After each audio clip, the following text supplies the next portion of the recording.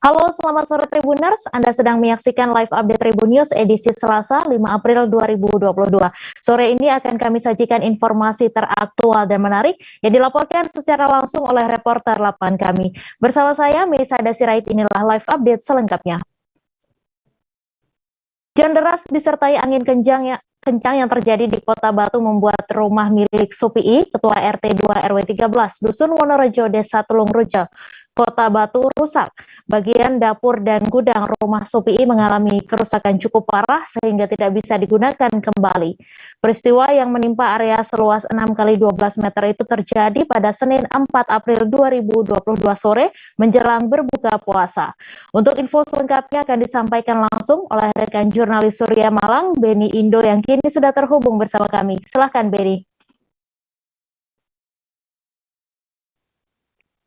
Baik, terima kasih, Mei. Saya laporkan langsung dari Kota Batu bahwa kemarin telah terjadi angin kencang disertai hujan yang deras sehingga mengakibatkan satu rumah warga milik Supii yang juga merupakan Ketua RT 2 RW 13 Dusun Wonorejo, Desa Tulungrejo, Kota Batu ini rusak parah, dan uniknya juga hanya rumah Supii saja yang mengalami rusak parah, sementara rumah-rumah di tetangga kanan dan kirinya tidak mengalami bencana serupa ya, seperti yang dialami oleh Supii. Supii sendiri ketika peristiwa terjadi tidak berada di lokasi, dan waktu itu ada 5 orang anggota keluarganya di rumah dan sedang berada di dalam rumah. Namun ketika peristiwa itu terjadi, seluruh keluarga tidak berada di dalam dapur sehingga tidak ada korban jiwa dalam peristiwa ini. Dan setelah peristiwa terjadi, BPBD datang ke lokasi dan melakukan pembersihan sejumlah puing-puing akibat bangunan yang roboh. Dan robohnya bangunan ini diduga juga karena kondisi bangunan yang sudah rapuh, karena sejak 1998 ketika pertama kali didirikan belum pernah direnovasi sama sekali. Setelah pembersihan, BPBD juga menyalurkan bantuan, termasuk juga pemerintah desa menyalurkan bantuan kepada Supii supaya bisa memperbaiki kembali dapur yang tidak bisa digunakan. Mei. Ya, baik. Terima kasih, Beni, atas laporan Anda, dan Tribuners, wartawan kami juga telah menghimpun wawancara dengan pemilik rumah. Berikut tayangannya untuk Anda. Waktu hujan deras itu, saya kan jemput anak saya ke Pacet. Nah, waktu itu hujan deras, saya pulang dari rumah jam 5, jam setengah 6 itu udah roboh. Sudah roboh. Udah roboh.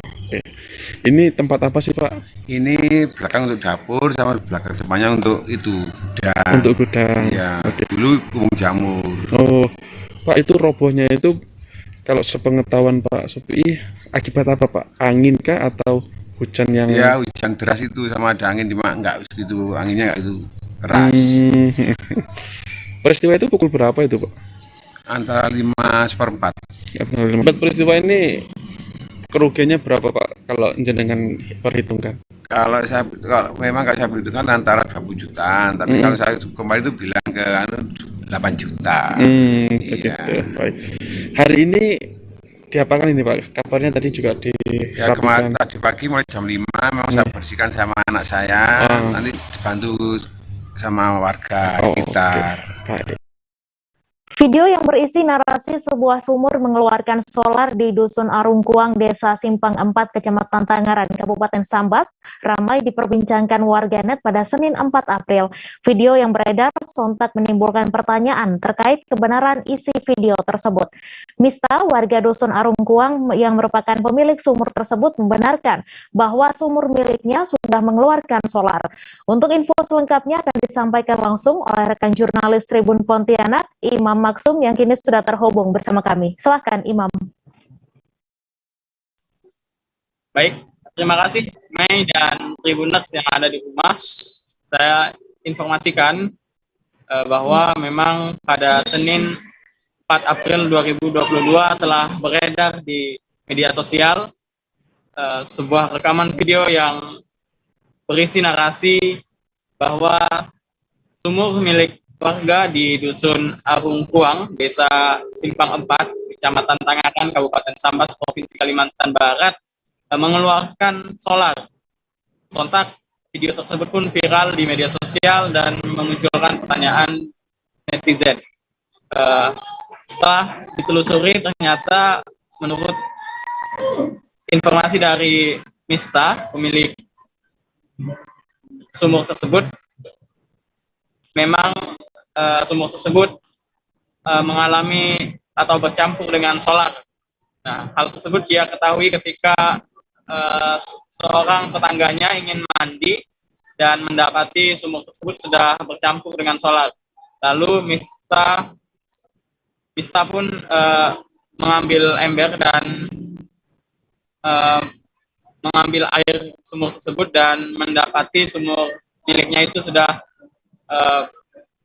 bersolar. Namun di sekitar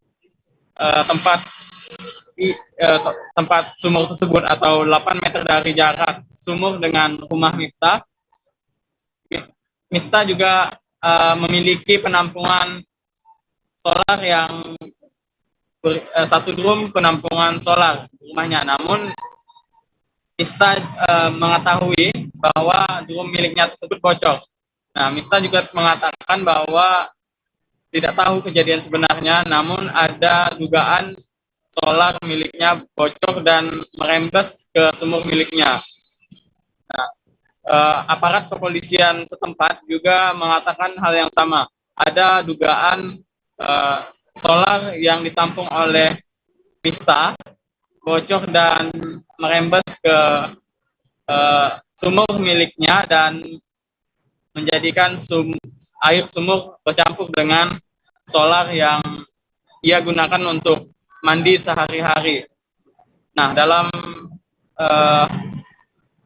keterangan kepolisian pun menduga adanya kebocoran atau akibat dari kebocoran hal tersebut, kebocoran solar sehingga mengakibatkan sumur milik Mista bercampur dengan solar. Sekian, Mei. Baik, terima kasih Imam atas laporan Anda. Selamat bertugas kembali.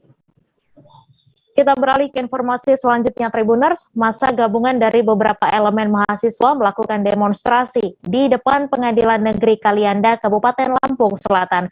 Dalam demonstrasi tersebut, mereka meminta Kepala Desa Rawa Selapan dibebaskan dari vonis hukuman. Kepala Desa Rawa Selapan, Bagus Adi Pamungkas, diduga terlibat kasus asusila.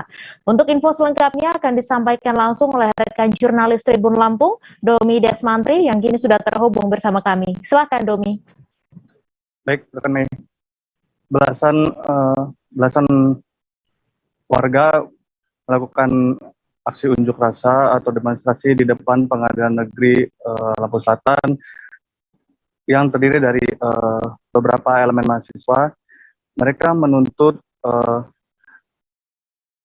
oknum Kades Rawa Selatan yang diduga melakukan tindak asusila segera dibebaskan karena menurut mereka penahanan tersebut tidak memiliki cukup bukti, yakni barang bukti tidak ditampilkan, terus juga barang bukti seperti handphone milik tersangka dan juga korban tidak ikut disita oleh penyidik, dan juga beberapa unsur-unsur lain seperti tidak ada pemanggilan kepada korban saat rekonstruksi.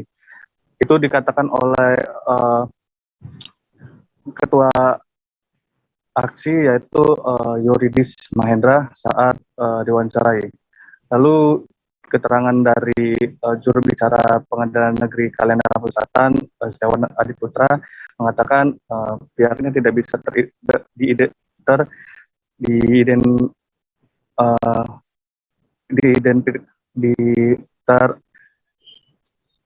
diindependensi karena mereka punya jurisdiksi sendiri, karena mereka tidak akan terintervensi dari pihak manapun karena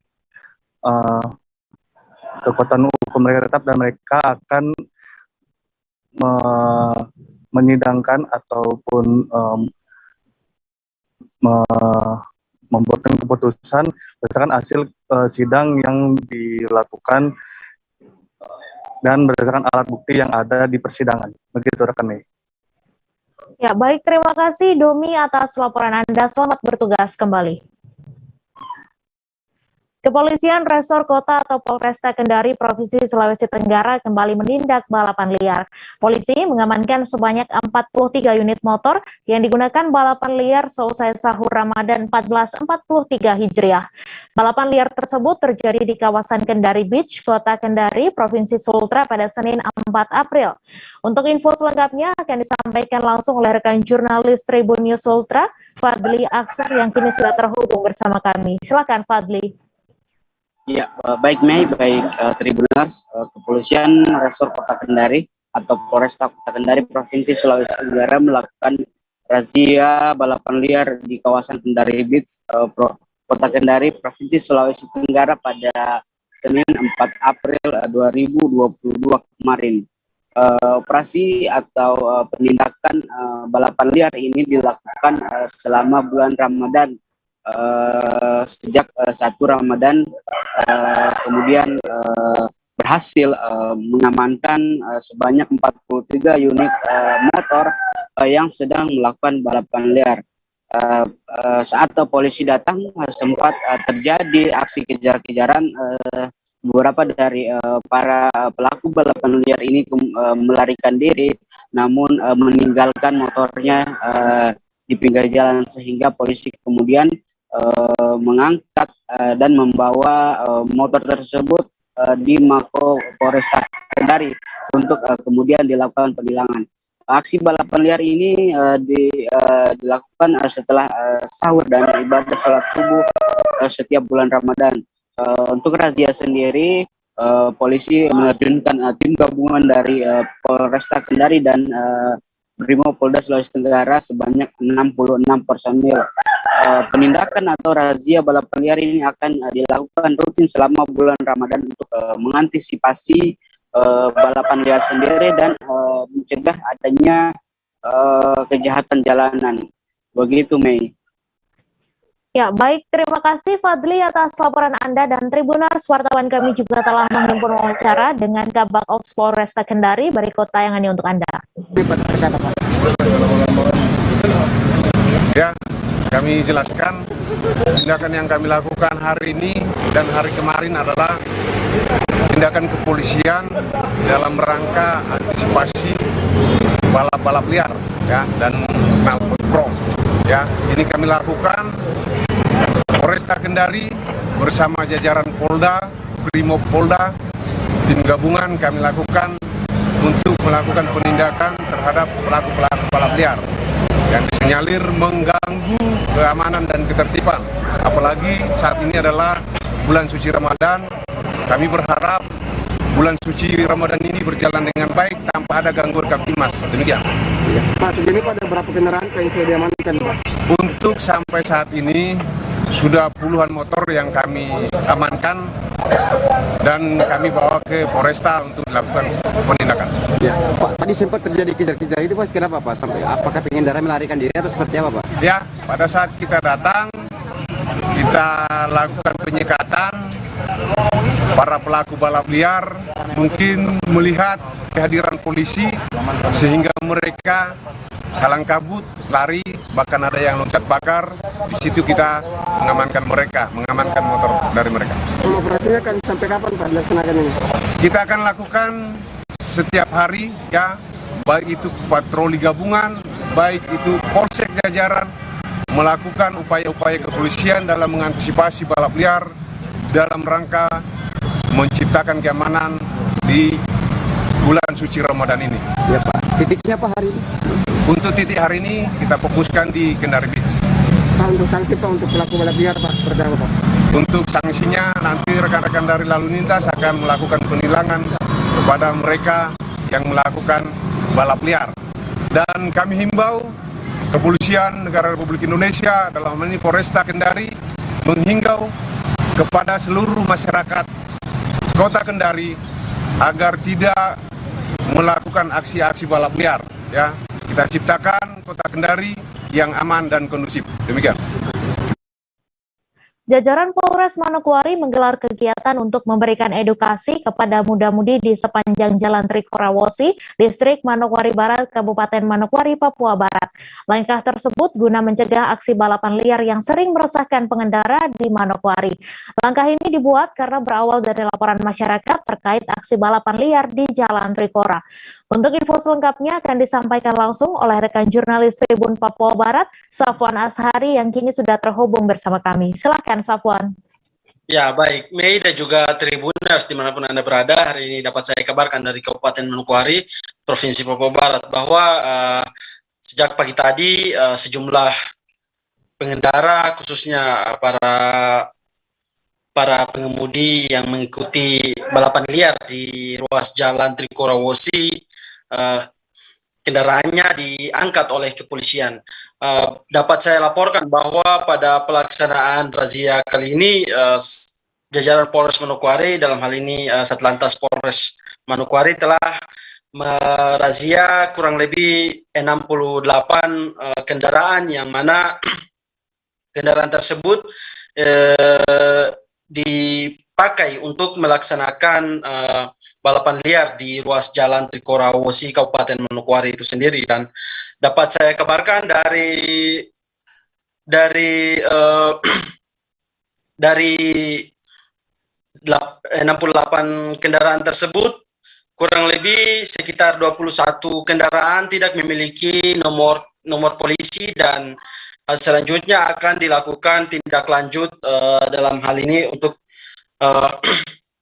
dilakukan pengecekan terkait dengan keterlibatan kendaraan-kendaraan yang tidak memiliki nomor polisi dengan aksi kriminalitas di wilayah hukum Polres Manokwari itu sendiri. Dan dapat saya kabarkan juga bahwa dari razia yang digelar oleh jajaran Polres Manokwari di ruas Jalan Trikorawosi pagi tadi, terjaring sekitar kurang lebih 5 orang anak di bawah umur, yang mana kelima orang anak ini langsung dilakukan pemanggilan kepada para orang tua untuk kemudian selanjutnya dilakukan sosialisasi dan juga pengarahan kepada para orang tua, dan kemudian dikembalikan kepada orang tua di kepolisian sekaligus memberikan pernyataan sikap di kepolisian. Dan dapat saya kabarkan juga bahwa kepolisian sebelum melaksanakan razia yang dilaksanakan di ruas Jalan Trikorawosi ini, mereka pada malam minggu lalu telah melaksanakan upaya edukasi dan juga preventif kepada sejumlah pemuda di ruas jalan tersebut. Namun sampai pagi tadi ada sejumlah video yang tersebar di media sosial dan viral, langsung disikapi oleh kepolisian dan menerjunkan sebanyak puluhan personil untuk turun melaksanakan razia di jalan tersebut. Walhasil sejumlah pengendara dan juga kendaraannya ikut dibawa oleh kepolisian Resort Manokwari itu sendiri. Mei. Baik, terima kasih Safwan atas laporan Anda, dan Tribuners wartawan kami juga telah menghimpun wawancara dengan Kapolres Manokwari. Berikut tayangannya untuk Anda. Beredar video viral terkait dengan balapan di Wosi yang dilakukan oleh para pembalap ini sekitar setelah subuh, dan ini banyak beredar di masyarakat. Tentunya ini pun banyak menuai pendapat dari masyarakat yang tidak setuju atas aksi daripada balap liar ini, karena membahayakan dan sangat mengganggu kepentingan umum, kepentingan orang banyak, dan tidak kondusifnya situasi Kamtibmas di Manokwari. Oleh karenanya pagi hari tadi Polres Manokwari sudah melaksanakan kegiatan penertiban balap liar yang di daerah Jalan Trikorawosi dengan sasaran yaitu sepeda-sepeda motor yang terlibat balapan liar dan kendaraan-kendaraan lainnya yang berada di situ untuk dilakukan penertiban. Kegiatan yang dilaksanakan adalah tentunya berupa razia dan penertiban, dan dipastikan unsur daripada balapan liar itu sudah terlaksana, yaitu sudah adanya kegiatan balap. Dari hasil kegiatan tadi pagi dapat diamankan sebanyak 68 sepeda motor. Kemudian dari 68 tersebut sebanyak 25 sepeda motor tidak menggunakan plat nomor. Selanjutnya dari sekian 68 didapati penggunaan knalpot yang tidak semestinya sesuai standar daripada aturan undang-undang, yaitu sebanyak 21 sepeda motor. Dan keseluruhan pengendara yang diamankan tidak memiliki surat izin. Polres Bitung bergerak cepat menindaklanjuti keluhan masyarakat terkait balap liar. Pada Senin 4 April dini hari, tim gabungan menertibkan sejumlah anak-anak yang diduga hendak melakukan balap liar. Anak-anak muda tersebut terjaring pada patroli subuh yang digelar Polres Bitung. Untuk info selengkapnya akan disampaikan langsung oleh rekan jurnalis Tribun Manado, Christian Wayongkere, yang kini sudah terhubung bersama kami. Silakan, Christian. Selamat sore rekan Mei dan Tribuners dimanapun Anda berada. Terima kasih. Dari Kota Bitung, Provinsi Sulawesi Utara dapat kami laporkan kegiatan patroli subuh yang digagas oleh Satlantas Polres Bitung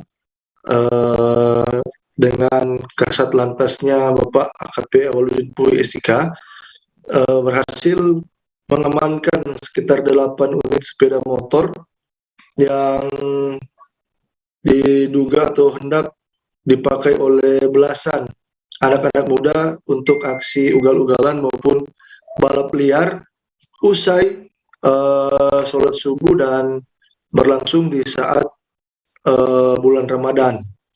Menurut AKP Awaludin Puhi SIK Kasatlantas Polres Bitung, patroli subuh ini digelar sejak awal bulan puasa dan sudah berlangsung dari beberapa tahun belakangan ini dengan sasaran mengantisipasi atau mencegah keluhan ataupun laporan masyarakat akan adanya aksi ugal-ugalan maupun balap liar yang dilakukan oleh sekelompok anak muda pada saat setelah sholat subuh, rekan Mei. Dan di hari pertama puasa, Satlantas Polres Bitung hanya melakukan teguran saja atau himbauan supaya sebagai bentuk atau dalam bentuk upaya preventif kepada anak-anak yang kedapatan kumpul-kumpul di beberapa titik yang ada di Kota Bitung. Dan di hari kedua, saat melakukan patroli subuh kembali, polisi atau Satlantas Polres Bitung bersama dengan unsur gabungan dari unit 8, unsur 8, dan di dalamnya ada Satsabara Polres Bitung, Polsek Mesa, Polsek Tembaga, dan tim Resmot Polres Bitung mendapati ada belasan anak yang berkumpul dan bersama dengan 8 motor.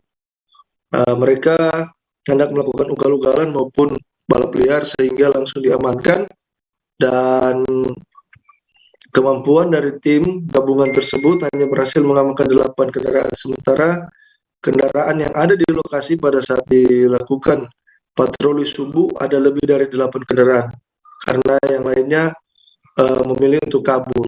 Lokasinya ada di seputar Pasar Cita dan di beberapa tempat di wilayah pusat Kota Bitung, rekan Mei.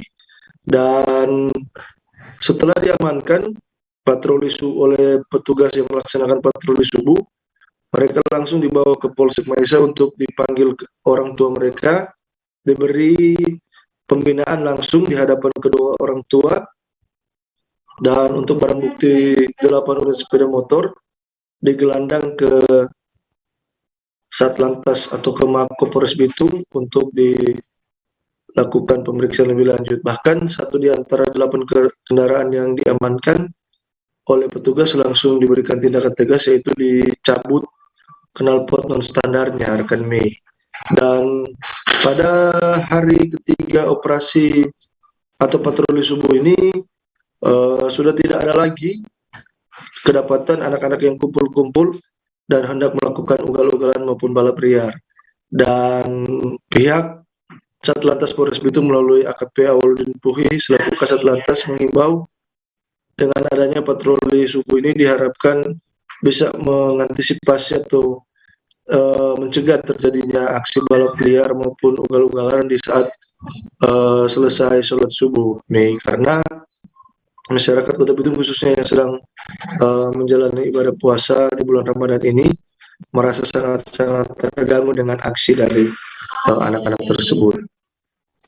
Dan pihak Satlantas Polres Bitung juga menghimbau kepada orang tua khususnya yang sudah mempercayakan atau yang memiliki kendaraan roda 2 agar memperhatikan anak-anaknya, jangan sampai menjadi korban percuma karena kecelakaan lalu lintas maupun resiko yang ditimbulkan dari berkendara. Dan banyak kasus yang terjadi di Kota Bitung, anak-anak yang belum cukup umur sudah berani membawa kendaraan dan ironisnya dilakukan dengan cara ugal-ugalan maupun melakukan balap liar, sehingga kerap ketika dilakukan operasi kedapatan dan langsung diambil tindakan tegas oleh pihak yang terkait. Dan untuk itu pihaknya juga mengajak pada semua elemen masyarakat untuk menghimbau kiranya tidak ada aktivitas yang mengganggu, khususnya aktivitas lalu lintas yang dapat mengganggu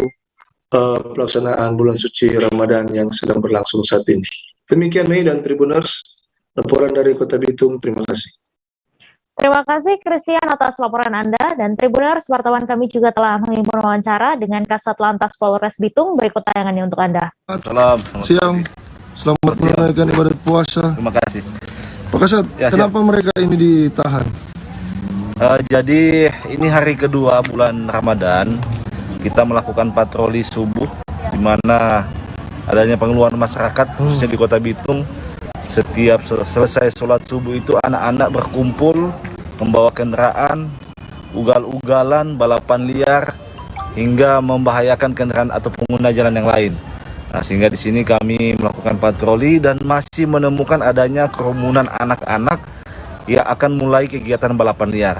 Nah, kami hanya menangkap 8 unit karena itu yang bisa kami jangkau. Sisanya yang lain kami tidak lakukan penindakan karena keburu lari atau kabur. Kita tidak melakukan pengejaran, hanya menemukan 8 ini yang masih berada di lokasi dan masih ada orangnya, sekitar 13 anak-anak yang kami temukan dan sudah diamankan di Polsek Maesa untuk dilakukan pembinaan bersama dengan orang tua akan diundang. Dan untuk unit kendaraannya kita bawa ke Polres untuk kita lakukan kelengkapan dulu. Kita sudah tilang ya. Jadi apa yang kurang kita bisa lihat ada knalpot non standar. Itu langsung dicopot. Ya. Kami akan kembali seusai jeda sejenak. Tribuners, tetap di live update. Oke, apa kabar Bang Ariski di sini untuk strateginya? Kalau saya sendiri di Jumit 37 ini yang semalam baru mulai, saya udah hitam. Sebenarnya aku nggak ngerasa itu penangkapan atau penggerbegan atau apapun itu. Karena gini loh, posisinya kriteria. Jadi kita mengenal disebut dengan stroke yang tidak berdarah dengan stroke yang berdarah. Stroke yang tidak berdarah itu biasanya ditandai dengan adanya penyumbatan. Kalau itu penyumbatan di sini mungkin pikirnya tidak ke situ kali ya, tapi kalau di Korea atau di Kamboja itu ada beberapa paper yang saya itu mas ya dulunya tukang koran. Oh gitu ya, tukang koran ya, saya baca itu pak. Tuh kan pernah baca kan ya. Jadi kalau saya jadi pangdam itu udah bersyukur banget. Si anak ini dijadikan sebagai tersangka begitu ya. Kalau ini kita bicara yang di luar kasus Kedongondo ya, mengenai hujan shower, di mana terdapat batas jelas antara daerah hujan dan tidak hujan yang biasanya terjadi pada fase awal mature stage atau berbahaya itu Kang. Jadi mulai artinya terjadinya perlembekan. Nah itu untuk penetrasi akan sulit gitu ya. Dok saya ini menurut saya memang tidak mudah, bukan urusan tanah diambil. Kalau misalnya Amerika Serikat sekarang, Rasulullah mengatakan dalam sebuah hadis bahwa berpuasa di 6 hari Syawal itu. Oke, apa kabar Bang Arif di sini untuk strateginya? Kalau saya sendiri di Jumip 37 ini yang semalam baru mulai, saya udah Sebenarnya aku nggak ngerasa itu penangkapan atau penggerebekan atau apapun itu. Karena gini loh, posisinya aku Kriteria. Jadi kita mengenal disebut dengan stroke yang tidak berdarah dengan stroke yang berdarah. Stroke yang tidak berdarah itu biasanya ditandai dengan adanya penyumbatan. Kalau itu terjadi di sini mungkin pikirnya tidak ke situ kali ya, tapi kalau di Korea atau di Kamboja itu ada beberapa paper yang saya itu mas, ya dulunya tukang koran. Oh gitu ya, tukang koran. Ya saya baca ya pak. Tuh kan pernah baca kan? Ya. Jadi kalau saya jadi tanggang itu udah bersyukur banget. Si anak ini dijadikan sebagai tersangka begitu. Ya kalau ini kita bicara yang di luar kasus Bogombo ya. Dengan nama hujan shower, di mana terdapat batas jelas antara daerah hujan dan tidak hujan yang biasanya terjadi pada fase awal mature stage atau tahap Berbahaya dewasa. itu Kang. Jadi mulai artinya terjadinya perlembekan. Nah itu untuk penetrasi akan sulit. Gitu, ya. Dok, saya ini menurut saya memang tidak mudah, bukan urusan tanah diambil. Kalau misalnya Amerika Serikat sekarang, Rasulullah mengatakan dalam sebuah hadis bahwa berpuasa di 6 hari Syawal itu. Oke, apa kabar Bang Arif di sini untuk strateginya? Kalau saya sendiri di Jumip 37 ini yang semalam baru mulai, saya udah Sebenarnya aku nggak ngerasa itu penangkapan atau penggerebekan atau apapun itu. Karena gini loh, posisinya aku Kriteria. Jadi kita mengenal disebut dengan stroke yang tidak berdarah dengan stroke yang berdarah. Stroke yang tidak berdarah itu biasanya ditandai dengan adanya penyumbatan. kalau itu terjadi di sini mungkin pikirnya tidak ke situ kali ya, tapi kalau di Korea atau di Kamboja itu ada beberapa paper yang saya itu mas, ya dulunya tukang koran. Oh gitu ya, tukang koran. Ya saya baca ya pak. Tuh kan pernah baca kan? Ya. Jadi kalau saya jadi tanggang itu udah bersyukur banget. Si anak ini dijadikan sebagai tersangka begitu. Ya kalau ini kita bicara yang di luar kasus Bogombo ya. Dengan nama hujan shower. Terima kasih Anda masih menyaksikan live update. Pengadilan Negeri Jakarta Pusat kembali menggelar sidang lanjutan beberapa perkara, termasuk salah satunya terkait dengan kasus SARA terhadap terdakwa Ferdinand Hutahayan pada Selasa 5 April. Adapun untuk sidang hari ini beragendakan pembacaan tuntutan dari Jaksa Penuntut Umum. Terhadap perkara ini, kuasa hukum Ferdinand, Roni, berharap jaksa menjatuhkan tuntutan sebagaimana fakta yang terungkap di persidangan. Untuk info selengkapnya akan disampaikan langsung oleh rekan jurnalis Tribun News, Rizky Sandi Saputra, yang kini sudah terhubung bersama kami. Silakan Rizky. Ya, selamat sore Mei dan juga Tribuners. Betul pada hari ini, hari Selasa 5 April 2022, Pengadilan Negeri Jakarta Pusat kembali menggelar sidang lanjutan atas perkara dugaan penyebaran berita bohong atau hoax yang menimbulkan keonaran di kalangan rakyat atas terdakwa yakni Ferdinand Hutahayan, di mana sidang tadi dibuka oleh Majelis Hakim PN Jakarta Pusat sekitar pukul 1 siang begitu, dengan agenda pembacaan tuntutan dari Jaksa Penuntut Umum, dalam hal ini Kejaksaan Negeri Jakarta Selatan. Sebagai informasi Mei, bahwa pada persidangan tadi Ferdinand Hutahayan yang juga merupakan mantan politikus Partai Demokrat dituntut pidana penjara 7 bulan gitu atas perkara yang dibuatnya dalam cuitan gitu, cuitan Twitter di akun @Ferdinand Hutahayan 3, di mana pada perkara itu Ferdinand diduga menyebarkan berita bohong alias hoax yang menyebabkan keonaran di kalangan rakyat. Terlebih ada unsur penodaan agama yang menyebut kalau saat itu dirinya menyatakan Bahar bin Smith turut menyinggung Bahar bin Smith maksud saya, dan juga turut menyinggung kekuasaan Allah yang diduga dapat meruntuhkan kesatuan terutama bagi masyarakat atau umat Islam begitu nih. Tadi di dalam persidangan Ferdinand menyatakan terhadap tuntutan tersebut dirinya menghormati begitu atas kerja profesionalisme dari para jaksa penuntut umum. Kendati demikian, dirinya tetap akan melayangkan nota pembelaan atau pledoi yang rencananya akan digelar pada Selasa pekan mendatang. Begitu, Min. Baik, terima kasih Rizky atas laporan Anda, dan Tribuners, wartawan kami juga telah menghimpun keterangan dari terdakwa Ferdinand Huttayan. Berikut tayangannya untuk Anda. Keputusan akhirnya saya siap menjalani, dan di depan kami akan menyampaikan nota pembelaan. Saya sendiri akan menyampaikan pledoi secara pribadi selain dari pembelaan oleh kuasa hukum saya nantinya. Jadi terkait dengan tuntutan jaksa, ya kita menghormati profesionalisme kinerja yang telah dilakukan oleh teman-teman kita dari jaksa penuntut umum. Dan terakhir, selamat berpuasa, sehat selalu semua. Terima kasih ya. Bang, izin Bang, 7 bulan terlalu lama nggak Bang? Tidak usah masuk ke substansi itu. Pokoknya kita hormati jaksa telah melaksanakan tugasnya secara profesional, itu saja ya. Saya jangan diadu masalah terlalu berat, terlalu ringan nanti. Jadi kita tidak usah membanding-bandingkan, karena kasus saya ini soal perbandingan ya. Begitu ya. Tenang, sehat semua selalu ya. Jangan makan siang, nanti tunggu buka puasa sore. Oke. Pendaftaran Polri telah dibuka sejak tanggal 31 Maret hingga 11 April mendatang, baik dari Taruna Akademi Kepolisian dan anggota Polri Bintara.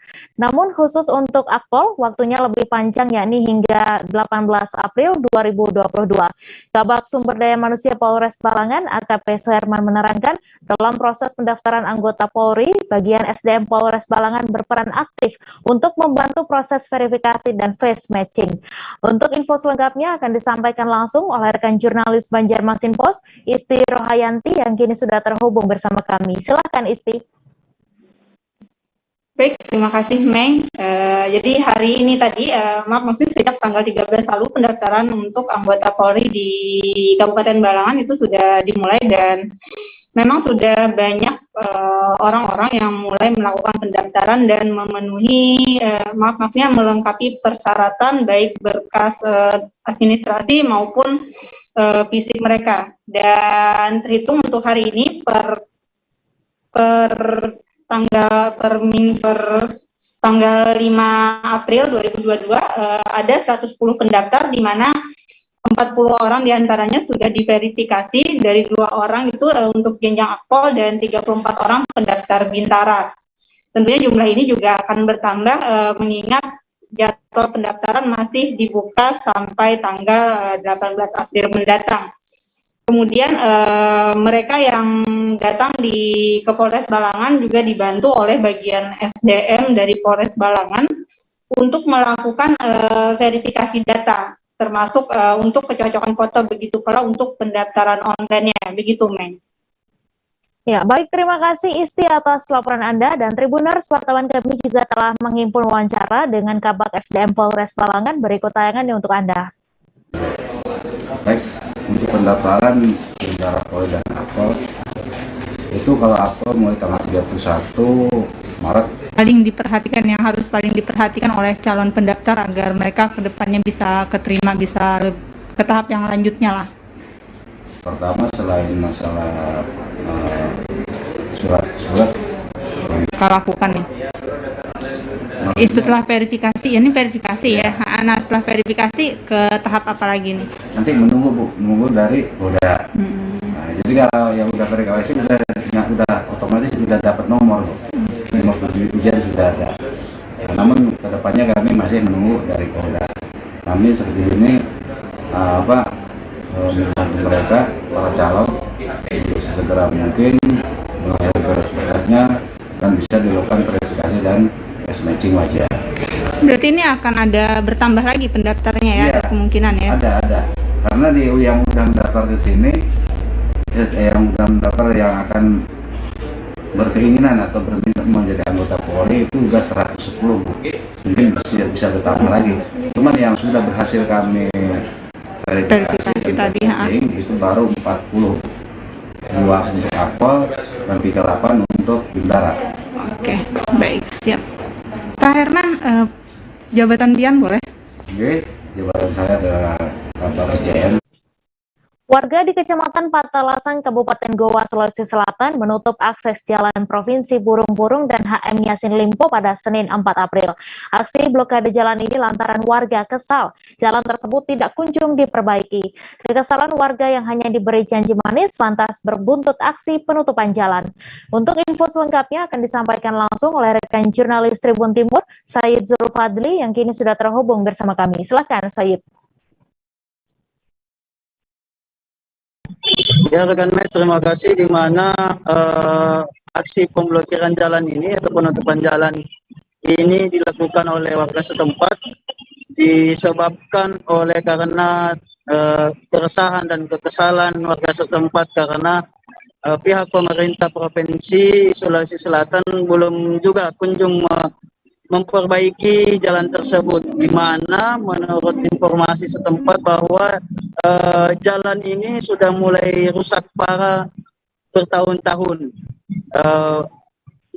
Jalan akses ini juga menghubungkan tempat wisata di Malino dan di Kabupaten Maros. Untuk menurut keterangan warga setempat, pihak warga Patalasang ini menginginkan pihak Provinsi Sulawesi Selatan agar segera memperbaiki jalan tersebut. Pasalnya sudah banyak berlubang dan menelan korban, baik itu luka maupun yang lainnya. Dan menurut kesaksian warga juga, pemblokiran jalan ini akan dilakukan hingga pihak pemerintah Sulawesi Selatan itu memperbaiki jalan tersebut. Padahal menurutnya warga sudah bosan juga telah dijanji-janji oleh pemerintah. Hingga saat ini pihak warga juga masih berupaya untuk memblokir jalur provinsi tersebut. Begitu rekan Mei. Ya, baik, terima kasih Said atas laporan Anda, dan Tribuners, wartawan kami juga telah menghimpun wawancara dengan salah seorang pengendara serta warga. Berikut tayangannya untuk Anda. Dari mana ini? Dari mana? Dari Makassar. Banyak mobil datang selain kita nih. Wih, dari tadi pagi. Ini sudah jam berapa? Jam 11 lewat. Dari tadi pagi. Berarti saya mau lewat. Di dekat mobil banyak mobil lain. Iya, banyak pulsa. Jadi sekarang sampai sekarang kita masih menunggu. Datang ke mobilnya Pak, kalau sudah disimpan dia jalan ke sana. Iya. Mudah-mudahan ada respon pemerintah secepatnya. Kalau perlu besok. Ini kenapa memang jalanannya, Bu? Di sini yang kita lihat. Dan kita warga sini, kalau kita lihat kondisinya memang bagaimana? Emang hancur. Hancur. Mulai dari jembatan 1. Ya. Di situ jembatan yang pertama itu.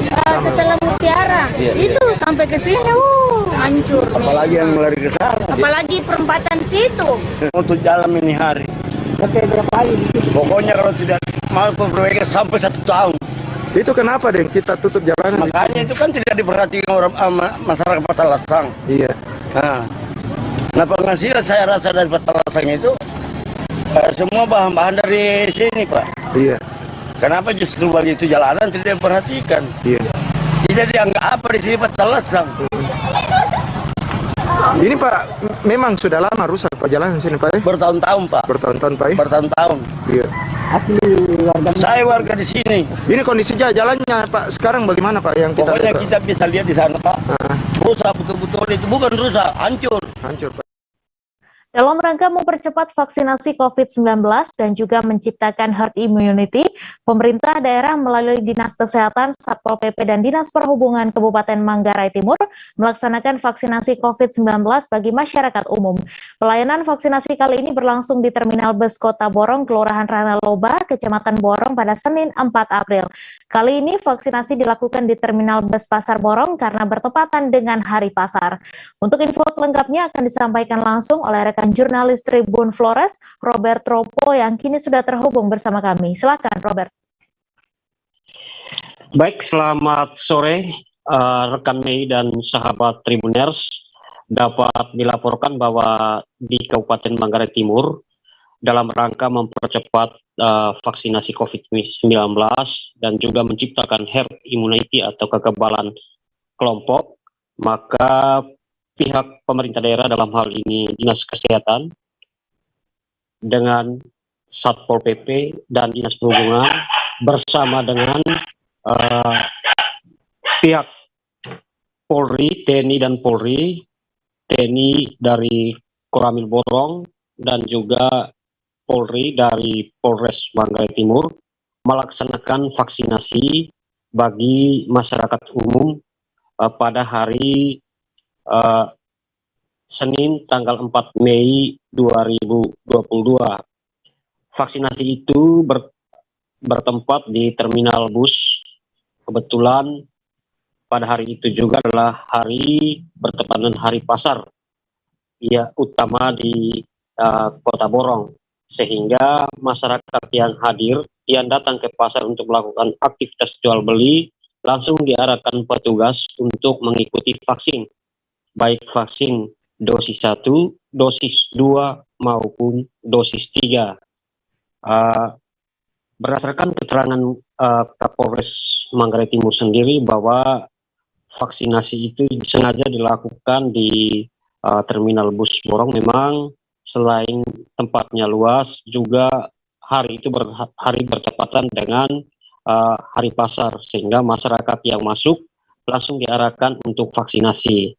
Vaksinasi ini sendiri jelasnya bertujuan untuk mempercepat presentasi vaksinasi dan juga menciptakan herd immunity sehingga penyebaran COVID-19 dapat ditekan atau diminimalisir. Demikian, Mei. Ya, baik. Terima kasih, Robert, atas laporan Anda. Dan Tribuners, wartawan kami juga telah menghimpun wawancara dengan Kapolres Manggarai Timur. Berikut tayangannya untuk Anda. Tadi kegiatan vaksinasi COVID-19 di Terminal Borong kita laksanakan dari jam 8 sampai dengan saat ini masih berlangsung, itu dalam rangka akselerasi atau percepatan vaksinasi COVID-19, di mana kita laksanakan pagi ini karena hari ini kebetulan hari pasar Borong, sehingga masyarakat dari kampung-kampung turun, sehingga kita rasa lebih efektif untuk pelaksanaannya, sehingga masyarakat yang masuk ke terminal Borong kita langsung arahkan ke tempat vaksinasi sebelum menuju ke pasar Borong untuk melaksanakan kegiatan di pasar Borong, sehingga kita lebih efektif dengan melibatkan baik dari Polres, dari Koramil maupun dari Satpol PP dan Dinas Perhubungan yang ada di terminal. Dan kebetulan lokasi di terminal itu cukup luas sehingga efektif untuk kita melaksanakan kegiatan vaksinasi di terminal tersebut. Para pejabat dan ASN di lingkup pemerintah Kota Ambon dilarang mengadakan atau menghadiri kegiatan buka puasa dan sahur bersama selama bulan suci Ramadan 1443 Hijriah serta Open House Idul Fitri. Hal tersebut disampaikan Wali Kota Ambon Richard Lohena Pesi saat memimpin apel bersama ASN Pemkot Ambon pada Senin pagi. Kebijakan ini tertuang dalam surat edaran Wali Kota Ambon tentang penyelenggaraan ibadah pada bulan Ramadan dan Idul Fitri 1443 Hijriah. Untuk info selengkapnya akan disampaikan langsung oleh rekan jurnalis Tribun Ambon, Tanita Patisiana, yang kini sudah terhubung bersama kami. Silakan, Tanita. Baik, rekan Mei dan Tribuners, pada hari Senin 4 April 2022 kemarin, Wali Kota Ambon Richard Lohena Pesi mengatakan bahwa seluruh pejabat maupun aparatur sipil negara di lingkup pemerintah Kota Ambon dilarang untuk mengadakan maupun menghadiri kegiatan buka puasa bersama dan sahur bersama selama bulan suci Ramadan. Dan hal ini sudah tertuang juga dalam kebijakan surat edaran SE Wali Kota Ambon yang menindaklanjuti SE Menteri Agama nomor 8 tahun 2022 tentang panduan penyelenggaraan ibadah pada bulan Ramadan dan Idul Fitri tahun ini. Dan sebenarnya bukan hanya bukber atau sahur bersama saja yang dilarang, tapi juga open house atau kegiatan menerima tamu saat acara keagamaan Idul Fitri saat ini, khusus untuk para pejabat maupun ASN. Nah, untuk masyarakat biasa sejauh ini tidak dilarang oleh pemerintah Kota Ambon. Dan sebelum-sebelumnya pada saat COVID-19 mulai menyerang Kota Ambon sekitar tahun 2020, aturan ini memang sudah diberlakukan dan tiap tahun sama dilarang untuk bukber atau sahur bersama maupun open house gitu. Dan bukan hanya untuk Lebaran tapi juga sebelumnya untuk saat perayaan Natal dan Tahun Baru juga open house dilarang. Dan selain itu Wali Kota Ambon juga menyampaikan karena ini bulan puasa di mana umat muslim telah menjalankan ibadah puasa, untuk umat yang beragama lain dihimbau untuk tidak makan atau minum dan merokok pada siang hari di tempat-tempat umum. Demikian rekan Mei dan Tribuners. Baik, terima kasih Tanita atas laporan Anda. Selamat bertugas kembali. Kami masih akan menyajikan informasi menarik untuk Anda. Seusai jeda sejenak, tetap di live update. Oke, apa kabar Bang Arif di sini untuk strateginya? Ya, kalau saya sendiri di Jumip 37 ini yang semalam baru mulai, saya udah Sebenarnya aku nggak ngerasain penangkapan atau penggerebekan atau apapun itu. Karena gitu, posisinya aku Jadi kita mengenal disebut dengan stroke yang tidak berdarah dengan stroke yang berdarah. Stroke yang tidak berdarah itu biasanya ditandai dengan adanya penyumbatan. Kalau itu di sini mungkin pikirnya tidak ke situ kali ya, tapi kalau di Korea atau di Kamboja itu ada beberapa paper yang saya itu mas ya dulunya tukang koran. Oh gitu ya, tukang koran ya, saya baca ya Pak. Tuh kan pernah baca kan. Jadi kalau saya jadi pangdam itu udah bersyukur banget si anak ini dijadikan sebagai tersangka begitu. Ya, kalau ini kita bicara yang di luar kasus Ombol ya, dengan nama hujan shower, di mana terdapat batas jelas antara daerah hujan dan tidak hujan yang biasanya terjadi pada fase awal mature stage atau tahap berbahaya itu Kang. Jadi mulai artinya terjadinya perlembekan. Nah itu untuk penetrasi akan sulit. Gitu, ya. Dok, saya ini menurut saya memang tidak mudah, bukan urusan tanah diambil. Kalau misalnya Amerika Serikat sekarang, Rasulullah mengatakan dalam sebuah hadis bahwa berpuasa di 6 hari Syawal itu. Oke, apa kabar Bang Arif di sini untuk strateginya? Kalau saya sendiri di Jumip 37 ini yang semalam baru mulai, saya udah sebenarnya aku nggak ngerasain penangkapan atau penggerebekan atau apapun itu. Karena gitu, posisinya aku Jadi kita mengenal disebut dengan stroke yang tidak berdarah dengan stroke yang berdarah. Stroke yang tidak berdarah itu biasanya ditandai dengan adanya penyumbatan. Kalau itu di sini mungkin pikirnya tidak ke situ kali ya, tapi kalau di Korea atau di Kamboja itu ada beberapa paper yang saya itu mas ya dulunya tukang koran. Oh gitu ya, tukang koran ya, saya baca ya Pak. Tuh kan pernah baca ya. Jadi kalau saya jadi pangdam itu udah bersyukur banget si anak ini dijadikan sebagai tersangka begitu.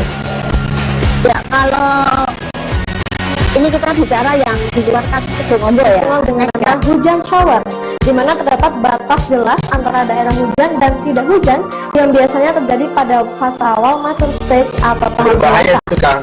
Jadi mulai artinya terjadinya perlembekan. Nah itu untuk penetrasi akan sulit. Gitu, ya. Dok, saya ini menurut saya memang tidak mudah, bukan urusan tanah diambil. Kalau misalnya Amerika Serikat sekarang, Rasulullah mengatakan dalam sebuah hadis bahwa berpuasa di 6 hari Syawal itu. Oke, apa kabar Bang Arif di sini untuk strateginya? Kalau saya sendiri di Jumip 37 ini yang semalam baru mulai, saya udah sebenarnya aku nggak ngerasain penangkapan atau penggerebekan atau apapun itu. Karena gitu, posisinya aku Jadi kita mengenal disebut dengan stroke yang tidak berdarah dengan stroke yang berdarah. Stroke yang tidak berdarah itu biasanya ditandai dengan adanya penyumbatan. Kalau itu di sini mungkin pikirnya tidak ke situ kali ya. Tapi kalau di Korea atau di Kamboja itu ada beberapa paper yang Saya itu mas, ya dulunya tukang koran. Ya gitu ya. Tukang koran. Ya, saya baca ya, tuh kan pernah baca kan. Jadi kalau saya jadi tangga itu udah bersyukur banget. Si anak ini dijadikan sebagai tersangka begitu. Ya kalau ini kita bicara yang di luar kasus Gunung Ombol ya. Dengan hujan shower, di mana terdapat batas jelas antara daerah hujan dan tidak hujan yang biasanya terjadi pada fase awal mature stage atau tahap Berbahaya basah. itu Kang. Jadi mulai artinya terjadinya perlembekan. Nah itu untuk penetrasi akan sulit. Gitu ya. Dok, saya ini menurut saya memang tidak mudah, bukan urusan tanah diambil. Kalau misalnya Amerika Serikat sekarang, Rasulullah mengatakan dalam sebuah hadis bahwa berpuasa di 6 hari Syawal itu. Oke, apa kabar Bang Arif di sini untuk strateginya? Ya, kalau saya sendiri di Jumip 37 ini yang semalam baru mulai, saya udah Sebenarnya aku gak ngerasain penangkapan atau penggerbegan atau apapun itu, karena gini loh, posisinya aku kriteria. Jadi kita mengenal disebut dengan stroke yang tidak berdarah dengan stroke yang berdarah. Stroke yang tidak berdarah itu biasanya ditandai dengan adanya penyumbatan. Kalau itu terjadi di sini mungkin pikirnya tidak ke situ kali ya. Tapi kalau di Korea atau di Kamboja itu ada beberapa paper yang Saya itu mas, ya dulunya tukang koran. Oh gitu ya. Tukang koran. Ya, saya baca ya, tuh kan pernah baca kan. Jadi kalau saya jadi tangga itu udah bersyukur banget. Si anak ini dijadikan sebagai tersangka begitu. Ya kalau ini kita bicara yang di luar kasus Gunung Ombol ya. Dengan hujan shower, di mana terdapat batas jelas antara daerah hujan dan tidak hujan yang biasanya terjadi pada fase awal mature stage atau tahap Berbahaya basah. itu Kang. Jadi mulai artinya terjadinya perlembekan. Nah itu untuk penetrasi akan sulit. Gitu ya. Dok, saya ini menurut saya memang tidak mudah, bukan urusan tanah diambil. Kalau misalnya Amerika Serikat sekarang, Rasulullah mengatakan dalam sebuah hadis bahwa berpuasa di 6 hari Syawal itu. Oke, apa kabar Bang Arif di sini untuk strateginya? ya, kalau saya sendiri di Jumip 37 ini yang semalam baru mulai, saya udah pasti. Sebenarnya aku gak ngerasain penangkapan atau penggerbegan atau apapun itu, karena gini loh, posisinya aku kriteria. Jadi kita mengenal disebut dengan stroke yang tidak berdarah dengan stroke yang berdarah. Stroke yang tidak berdarah itu Terima kasih Anda masih menyaksikan live update. Ratusan warga mendatangi pasar murah yang dilaksanakan di halaman kantor Kecamatan Banjarmasin Barat pada Selasa 5 April pagi. Pasar murah ini dilaksanakan oleh Dinas Perdagangan dan Perindustrian bekerja sama dengan Banjarmasin Corporate Social Responsibility serta TPPKK Banjarmasin. Dalam pasar murah ini disediakan satu paket yang berisi minyak goreng serta gula dengan harga sebesar Rp55.000 per paketnya. Untuk info selengkapnya akan disampaikan langsung oleh rekan jurnalis Banjarmasin Post, Frans Rumbon, yang kini sudah terhubung bersama kami. Silakan Frans. Baik, Mei. Jadi pada hari ini tadi, Dinas Perdagangan Kota Banjarmasin bekerja sama dengan Banjarmasin Corporate Social Responsibility atau BCSR dan juga TPPKK Kota Banjarmasin mengadakan pasar murah dengan mengambil tempat di halaman kantor Kecamatan Banjarmasin Barat. Dan setelah dibuka itu oleh Bapak Wali Kota Banjarmasin, ratusan warga langsung mendatangi tempat dilaksanakannya pasar murah ini, di mana di pasar murah ini masyarakat bisa mendapatkan beberapa komoditas yang diperlukan, terutama minyak goreng yang saat ini juga sedang diburu oleh masyarakat, dan di situ dijual oleh Disperdagin. Itu satu paket itu berisi 2 kg gula kemudian 2 liter minyak goreng. Dan harga bisa ditebus dengan sebesar Rp50.000, dan menurut Disperdagin itu harga yang dijual memang lebih murah dari harga pasaran, karena kalau di pasaran untuk bisa mendapatkan paket tersebut, satu paket tersebut itu bisa mencapai sekitar Rp70.000. Karena mereka bekerjasama dengan sponsor, maka barang tersebut atau komoditas tersebut dijual dengan harga distributor sehingga bisa lebih murah. Nah, rencananya kegiatan pasar murah ini akan dilaksanakan di 16 titik selama bulan Ramadan di Kota Banjarmasin. Dan tujuan dari adanya pasar murah ini tidak lain adalah untuk membantu masyarakat khususnya dengan sasaran prasejahtera agar mereka bisa mendapatkan komoditas dengan harga murah selama bulan suci Ramadan dan juga menyambut Lebaran. Demikian, Mei. Baik, terima kasih Frans atas laporan Anda. Selamat bertugas kembali. Pelabuhan Semayang Balikpapan terpantau mulai ramai oleh aktivitas pemudik. Terpantau hingga hari puasa kedua pada Senin 4 April malam, pelataran pelabuhan dipenuhi pemudik yang beristirahat menunggu kapal tiba. Seperti diceritakan oleh salah seorang warga Kota Samarinda, Karsito. Ia bersama istri dan kedua anaknya memutuskan untuk pulang kampung tahun ini menuju Surabaya lebih awal. Untuk info selengkapnya akan disampaikan langsung oleh rekan jurnalis Tribun Kaltim, Muhammad Zain, yang kini sudah terhubung bersama kami. Silakan, Zain. Selamat sore, Mei dan Tribuners. Jadi dapat dilaporkan untuk di Pelabuhan Semayang Balikpapan untuk aktivitas pemudik sudah mulai terlihat dan terpantau sejak tadi malam. Beberapa pemudik bahkan sudah menginap dalam hal ini memenuhi pelataran pelabuhan, karena memang rata-rata sebagian besar pemudik yang menggunakan jasa transportasi laut di Semayang ini bukan dari warga Balikpapan saja, mereka juga beberapa kota dan kabupaten di Kalimantan Timur, sehingga mereka yang tidak memiliki rumah di Balikpapan memutuskan untuk lebih dulu tiba di Pelabuhan Semayang untuk bermalam. Seperti salah satunya yaitu Karsito sendiri yang dia harusnya berangkat tadi malam, tapi diundur, akhirnya dia harus bermalam tadi malam. Kemudian juga beberapa warga lain ada yang menginap 1 hari, kemudian 2 malam, seperti itu. Nah, untuk selanjutnya dari pihak pelabuhan sendiri belum memberikan keterangan resmi terkait puncak arus mudik di Balikpapan.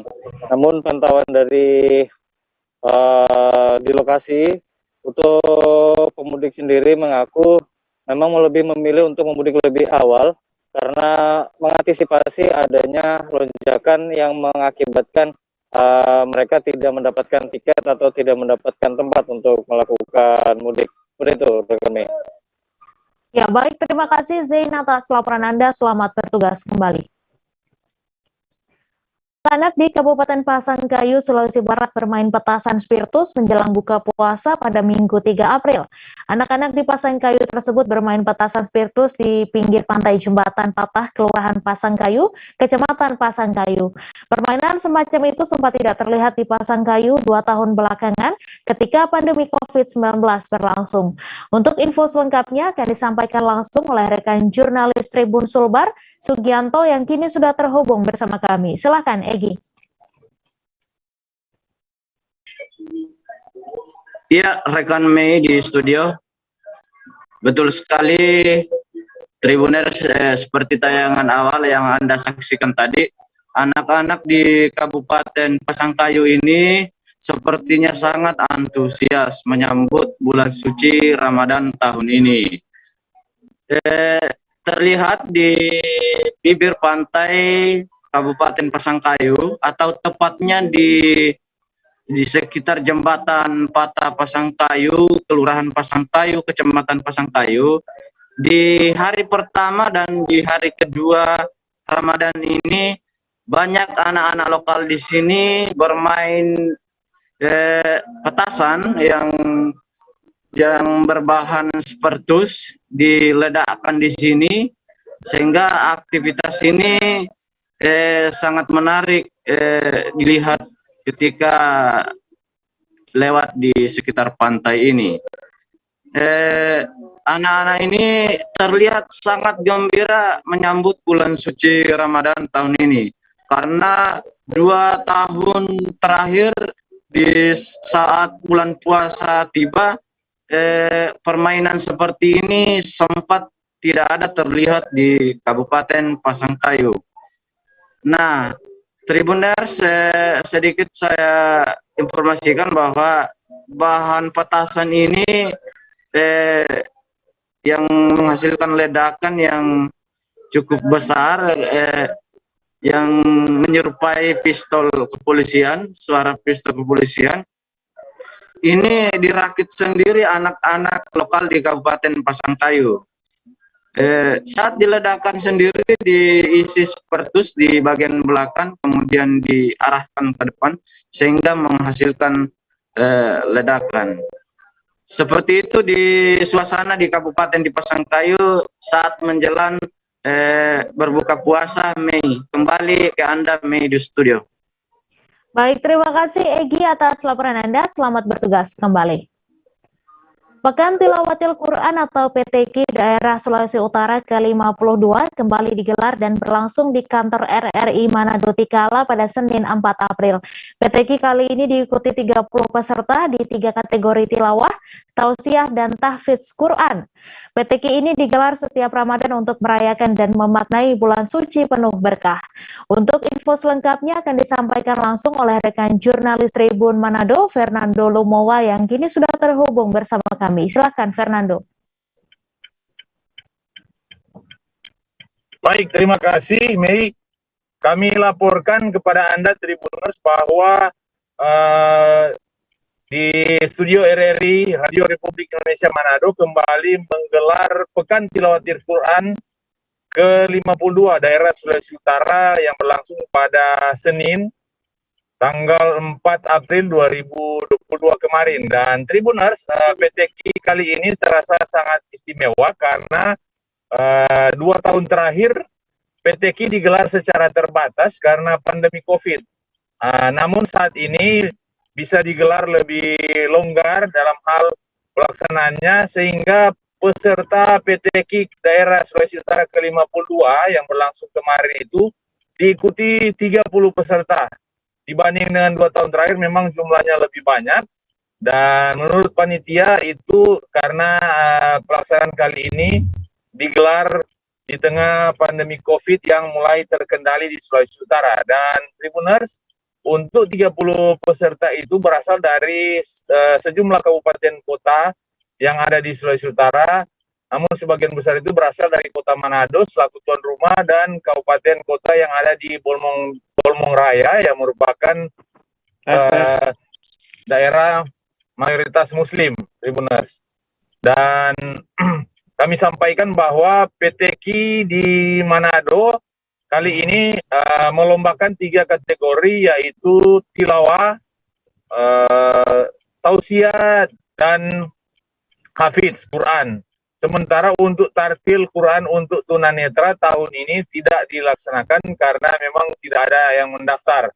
Dan dari informasi yang kami peroleh bahwa juara di tingkat provinsi atau juara PTQ tingkat daerah dari Sulawesi Utara akan mewakili provinsi di PTQ tingkat nasional yang akan berlangsung di Takengon, Aceh Tengah pada 12 April 2022. Dan dari panitia menyatakan bahwa Sulawesi Utara siap mengirimkan juara untuk setiap kategori putra dan putri. Demikian, Mei, kami laporkan dari Manado. Terima kasih Fernando atas laporan Anda, dan Tribuners, wartawan kami juga telah menghimpun wawancara dengan Kepala RRI Manado. Berikut tayangannya untuk Anda.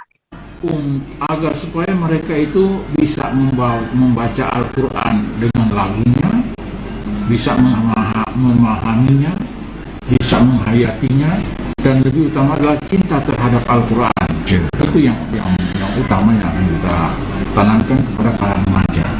Baik, Pak Ikman, untuk kali ini diikuti berapa banyak peserta Pak, dan dari mana saja mereka itu? Rata-rata mereka itu dari Sulawesi Utara. Jadi ada dari Kota Bagu, dari Gorontalo tidak, dari Kota Bagu, Minahasa, Bitung. Kalau Tahuna itu diselenggarakan oleh dari Tahuna sendiri. Jadi jumlahnya 30 peserta. 30 peserta untuk 3 kategori Iya, tadi ya? 3 kategori tadi. Nah, mereka yang nantinya menjadi, bisa dikatakan juara ya Pak ya, juara di tingkat daerah ke-52 ini, apakah otomatis maju ke tingkat nasional atau seperti apa? Jadi mereka yang juara baik tilawah, putra putri, kemudian tauziah putra, kemudian hafiz, itu akan mengikuti tingkat nasional di Takengon, Aceh Tengah. Itu pada tanggal 13 Ramadan sampai dengan tanggal 17 Ramadan. Ya. Jadi kami mengitukan bulan Ramadan. Jadi oleh karena itu 13 Ramadan dan 17 Ramadan. Oke, berarti terakhir Pak, mungkin pesan-pesan untuk generasi muda umat muslim yang tengah menjalani ibadah puasa, bisa pesan-pesan Pak dari artinya harapan kami kepada para remaja di bulan Ramadan ini, marilah kita perbanyak amalia Ramadan, lebih khususnya kita membaca Al-Quran. Nah, dengan membaca Al-Quran itu kita akan lebih mengerti, akan lebih memahami, menghayati akan kandungan Al-Quran itu.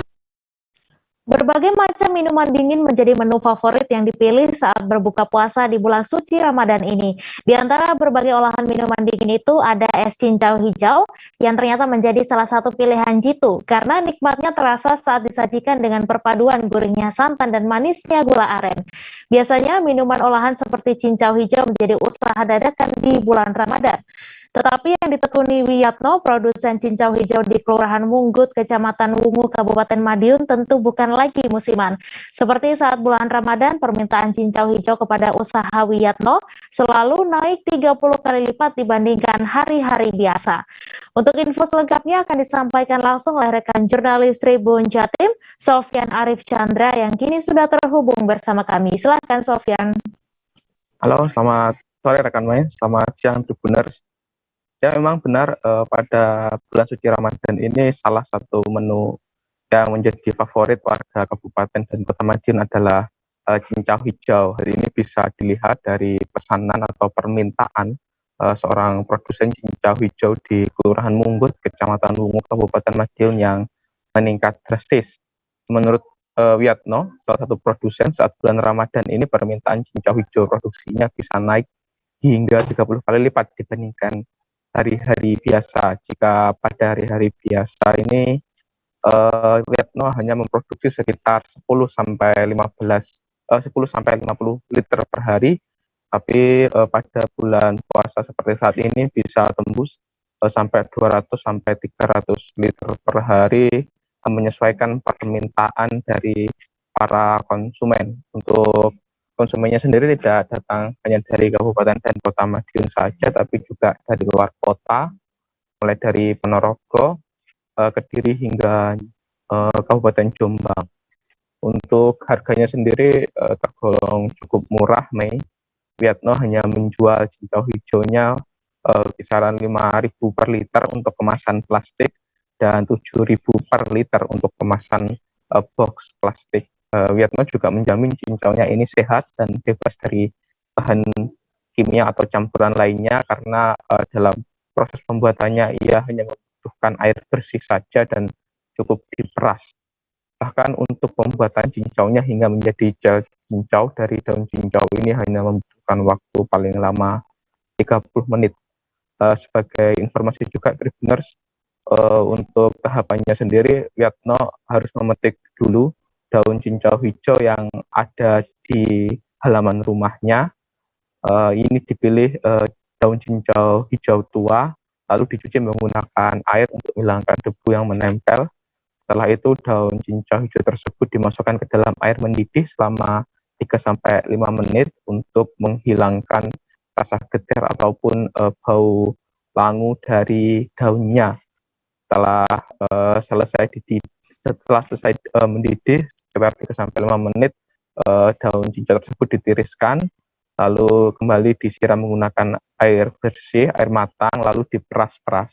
Langkah terakhir tinggal menuangkan perasan daun cincau tersebut ke wadah yang diinginkan dan tinggal menunggu 10-15 menit hingga mengeras menjadi gel cincau. Wiatno juga melayani penjualan cincau dalam bentuk daun. Jika memang ada warga yang ingin mengolahnya sendiri di rumah, harganya juga lebih murah lagi, hanya Rp7.000 setiap 1 kilogram daun cincau, dan setiap 1 kilogram daun cincau ini bisa menjadi 20 hingga 30 liter cincau gel. Selain murah, cincau ini juga dipercaya mempunyai segudang manfaat. Hal tersebut yang dipercaya menjadi daya tarik tersendiri cincau setiap datang bulan Ramadan. Yang pertama adalah bisa meredakan panas dalam, tekanan darah tinggi, dan menyehatkan pencernaan serta menstabilkan gula darah. Seperti itu, Mei. Baik, terima kasih Sofyan Chandra atas laporan Anda, dan Tribuners, wartawan kami juga telah menghimpun wawancara dengan produsen cincau hijau. Berikut tayangan untuk Anda. Mas, seperti itu, pokoknya dingin di perut lah, nyaman untuk dinikmati. Pak, kalau mulai dari pemetikan sampai jadi seperti ini, kira-kira butuh waktu berapa? Nah, dari pemetikan kurang lebih prosesnya itu kurang lebih 10 liter. Dari pemetikan kurang lebih kita perlu proses kurang lebih 1 jam untuk menjadi gel seperti ini. Apa sih Pak tahapnya? Pemetikan, terus daunnya jangan lupa dicuci. Setelah itu direbus agar agar rasanya lebih netral atau lebih enak, kan seperti itu. Setelah itu kita tuangkan atau kita angkat, baru kita remas-remas sama air. Kita siapkan air bersih, terus kita remas-remas. Nanti setelah agak kental, sudah berapa persen, baru kita saring. Setelah saring, kita aduk, baru kita tuang-tuangkan. Insya Allah tunggu 15 menit atau 30 menit jadi gel. Merebusnya itu berapa menit kira-kira Pak? Merebusnya cuma bentar kok, 5 menit nggak ada. 3 menit atau 5 menit sampai 5 menit gitu. Nggak ada tambahan apa-apa gitu Pak ya? Nggak ada. Kita bikin murni komposisi air sama daun asli. Daunnya namanya apa Pak? Cincau. Iya. Berarti kalau misalnya ada teman-teman lain yang ingin usaha cincau ini masih terbuka lebar Pak ya peluangnya? Insya Allah masih terbuka lebar. Yang mau belajar silahkan monggo. Terus sama untuk Madiun sendiri, untuk yang produksi masih berkurang ya gitu. Masih kurang Pak? Iya. Terima kasih Pak. Oke, terima kasih. Bulan suci Ramadan 1443 Hijriah menjadi berkah sendiri bagi pedagang takjil di Kelurahan Pasar Tengah, Kecamatan Muara II, Kabupaten Oku Selatan, Sumatera Selatan. Sebab datangnya bulan suci Ramadan menjadi kesempatan bagi pedagang takjil untuk beramai-ramai berdagang di pinggir jalan jantung kota Muara II. Terpantau memasuki hari ketiga puasa Ramadan telah mencapai puluhan pedagang takjil yang menyediakan menu berbuka yang dijual di pasar beduk tersebut. Untuk info selengkapnya akan disampaikan langsung oleh rekan jurnalis Sriwijaya Pos, Alan, yang kini sudah terhubung bersama kami. Silahkan Alan.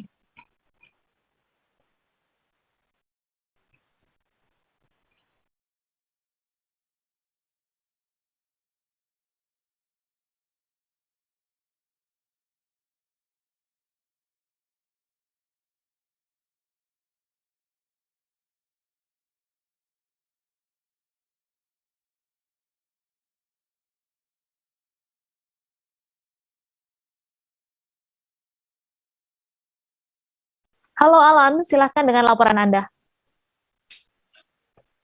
Ya, terima kasih rekan Mei, dapat kami laporkan untuk di Kota Muara II, khususnya di wilayah Kabupaten Oku Selatan, dalam memasuki bulan suci Ramadan 1431 Hijriah ini memang menjadi berkah tersendiri bagi para pedagang takjil khususnya di wilayah Kota Muara II, di wilayah Kelurahan Pasar Muara II, Kecamatan Muara II, Kabupaten Ogan Komering Ulu Selatan ini.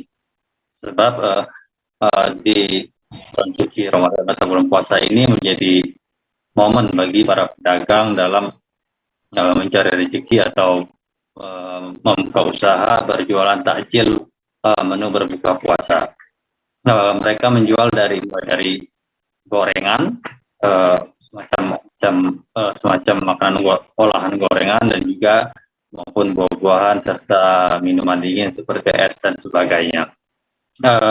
Memang saat ini memasuki hari ketiga dari bulan puasa Ramadan ini, terpantau sudah lumayan cukup banyak. Namun diprediksi dalam beberapa hari ke depan atau sepekan ke depan akan terus mengalami lonjakan, dimanfaatkan dagang dalam penjualan menu takjil untuk berbuka puasa ini. Keuntungan yang mereka dapat dari kita pun di lapangan perkisaran para pedagang takjil tersebut sekitar 150 hingga 200 ribu rupiah per orangnya dalam perjualan menu takjil tersebut. Nah, kemudian juga rekan media dapat kami laporkan, selain menu takjil juga di Pasar Muara II juga terdapat jualan seperti halnya petasan dan juga yang bisa dimanfaatkan oleh mereka yang berpuasa jika ingin membeli dan untuk dimanfaatkan saat malam hari ataupun saat menjelang berbuka puasa ataupun sudah berbuka puasa. Ya, baik, terima kasih Alan atas laporan Anda. Selamat bertugas kembali. Hingga awal Ramadan, penjualan bunga tabur untuk ziarah masih ramai dicari masyarakat. Akibatnya harga jual bunga tabur di pedagang grosir juga masih mahal. Menurut pantauan di pusat grosir penjual bunga tabur di Jalan Patimura depan Pasar Setono Betek pada Selasa 5 April juga masih ramai didatangi para pembeli. Namun jumlah penjual bunga sudah mulai berkurang dibanding saat menjelang Ramadan. Untuk info selengkapnya akan disampaikan langsung oleh rekan jurnalis Surya, Didi Mashudi, yang kini sudah terhubung bersama kami. Silakan, Didi. Selamat sore, Mei, dan juga Tribuner. Di Kota Kediri memang masih ramai orang-orang yang nyekar di makam. Jadi penjualan bunga di pusat grosir di depan Pasar Setono Betek juga masih ramai. Dan harganya pun juga masih mahal. Jadi bunga-bunga yang jadi favorit masyarakat ini diantaranya bunga kenanga yang harganya saat ini masih mencapai 150 kg per kilo. Malahan bunga mawar merah dan mawar putih ini harganya juga masih di kisaran 200 ribuan. Padahal pada hari biasa harga bunga kenanga dan bunga mawar ini harganya tidak sampai 100.000, jadi di bawah hanya puluhan ribu. Tapi pada awal Ramadan seperti tahun ini, permintaan sangat banyak sekali. Nah, kenapa? Salah satunya ini masyarakat ternyata yang nyekar atau yang tabur bunga di pemakaman leluhurnya ini jumlahnya lumayan bertambah. Salah satunya karena tahun ini sudah tidak ada lagi PPKM, sehingga masyarakat yang dari luar kota itu bisa pulang ke kampung halamannya secara bebas, sehingga juga mempengaruhi jumlah masyarakat yang nyekar di pemakaman umum. Nah, dari pantauan kami di sekitar tempat pemakaman umum di Kota Kediri juga sangat banyak sekali. Beberapa penjual bunga grosir ini memang membenarkan permintaan bunga juga masih cukup tinggi, dan banyak juga konsumen-konsumen yang memilih bunga-bunga favorit seperti bunga kenanga dan bunga mawar merah dan putih. Salah satunya disampaikan oleh Ibu Siti. Nah, ini juga masih banyak sekali permintaan dari masyarakat, terutama pengecar-pengecar ini. Jadi mereka dari pasar grosir ini bunga-bunga kemudian didistribusikan kepada pedagang-pedagang eceran yang biasa berjualan di pinggir-pinggir jalan dan sekitar pemakaman. Demikian, Mei. Baik, terima kasih Didi atas laporan Anda, dan Tribuners, wartawan kami juga telah menghimpun wawancara dengan penjual bunga. Berikut tayangannya untuk Anda. Ini sudah dari mana Bu punya bunga-bungaan ini Bu? Dari desa sendiri. Dari desa Grinjing ini ya. Dijual berapa Bu per kilonya ini Bu? Ya kadang 30, 40. Untuk semua warna sama ya harganya? Iya, sama. Ini sudah permintaan yang banyak Bu ya menjelang puasa ini ya? Kita untung Mas. Oh iya. Biasanya kan menjelang puasa ya untuk nyekar-nyekar itu ya. Oh iya. Menjelang puasa sama mau lebaran. Harga tertinggi nih ya 30 ini ya. 37 40 malahan ya. Oh iya. Dia matur suruh Siti.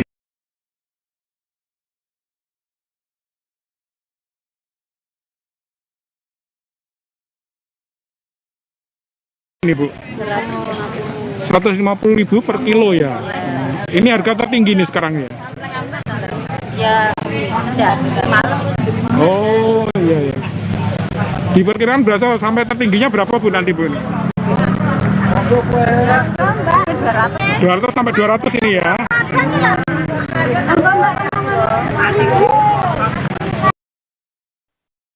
Pemakaman Yayasan Sentosa Samabung Pangkal Pinang sebagai pemakaman Tionghoa terbesar di Asia Tenggara terlihat mulai dikunjungi masyarakat etnis Tionghoa pada Senin 4 April pagi.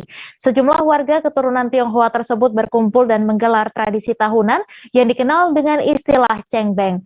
Cengbeng merupakan tradisi bersih-bersih makam leluhur. Tradisi ini dilakukan dengan mendatangi makam leluhur atau kerabat.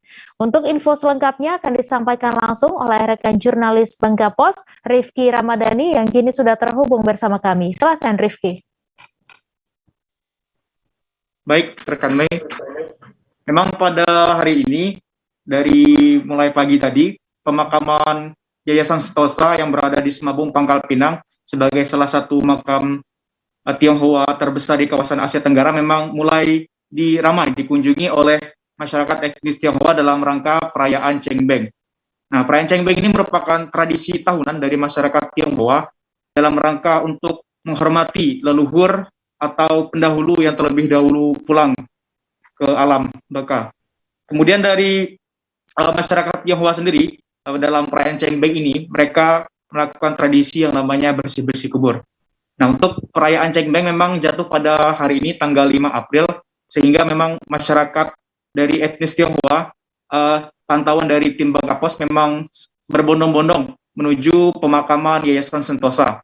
Sejak dari tadi pagi memang masyarakat Tionghoa sudah mulai berkunjung, kemudian sampai di siang hari.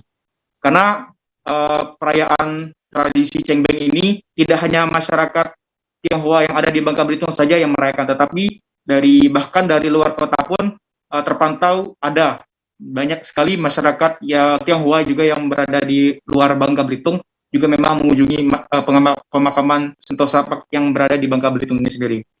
Nah, untuk perayaan Cengbeng ini puncaknya dilaksanakan pada hari ini, tetapi dari masyarakat Tionghoa sudah mempersiapkan atau sudah melaksanakan kunjungan ke makam 2 pekan sebelumnya, karena 2 pekan sebelumnya mereka membersihkan terlebih dahulu atau mempercantik terlebih dahulu makam-makam yang ada di pemakaman. Kemudian puncaknya pada hari ini yakni tanggal 5 April mereka melakukan sembahyang kubur dengan cara memberikan sajian kepada para pendahulu mereka.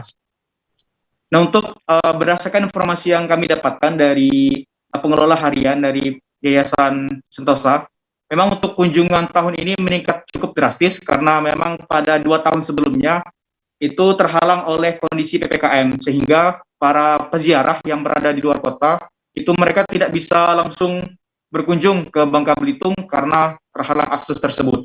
Nah, untuk ini memang diakui dari Feni, salah satu pengelola harian, ini sangat cukup meningkat drastis. Hal tersebut terlihat dari pantauan tim Bangka Pos di lokasi memang cukup membludak daripada 2 tahun sebelumnya. Nah, tradisi Cengbeng ini juga menjadi momentum bagi masyarakat Tionghoa yang ada di Bangka Belitung untuk mempererat kembali silaturahmi-nya antar keluarga, karena kerabat-kerabat yang datang tidak hanya dari Bangka Belitung saja, tetapi bahkan dari luar kota ataupun dari luar negeri juga mereka pulang ke Bangka Belitung dalam rangka untuk melakukan tradisi cengbeng atau tradisi untuk mengunjungi makam-makam para pendahulu mereka dalam rangka untuk memuliakan atau menghormati pendahulu mereka terlebih dahulu. Seperti itu rekan Mei. Ya, baik, terima kasih Rifki atas laporan Anda. Selamat bertugas kembali. Kita beralih ke informasi selanjutnya, Tribuners. Puluhan jenis takjil untuk buka puasa atau kuliner tersedia di Pasar Ramadan Mamuju, Sulawesi Barat pada Senin 4 April. Pasar Ramadan Mamuju ini berada di Jalan Ahmad Kirang, Kelurahan Binanga, Kecamatan Mamuju, Kabupaten Mamuju. Selain takjil menu buka puasa, minyak goreng dan bahan pokok lainnya juga tersedia di Pasar Ramadan ini. Untuk informasi selengkapnya akan disampaikan langsung oleh rekan jurnalis Tribun Sulbar, Abdurrahman, yang kini sudah terhubung bersama kami. Silakan, Rahman. Ya,